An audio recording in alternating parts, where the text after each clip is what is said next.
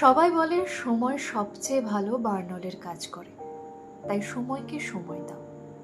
সময়ের সঙ্গে সঙ্গে সব আবার একদিন ঠিক হয়ে যাবে, কিন্তু সত্যি কি সব ঠিক হয়? হয়তো ডায়েরির প্রথম পৃষ্ঠা দুটো থাকে না, কিন্তু ছেঁড়ার চিহ্নটা থেকে যায়। ঠিক 10 পাতা পরে শুকনো গোলাপটা থেকে যায়, ব্লক লিস্টেড হলেও তার নামটা থেকে যায়। আলমারিতে তার পছন্দের নীল সাদা চুড়িদারটা থেকে যায়।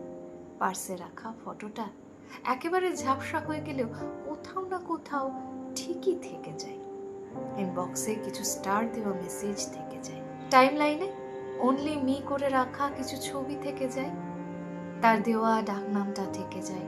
সবচেয়ে বড় কথা, আমার হৃৎপিণ্ডটা কোথাও যেন থেকে যায়।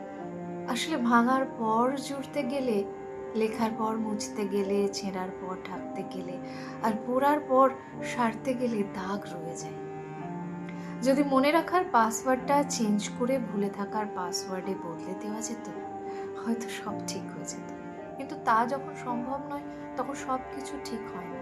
কিছু কিছু জিনিস বেঠিক হয়ে রয়ে যায় সারা জীবন। কলমে পার্বতী মোদক, কণ্ঠে পারমিতা।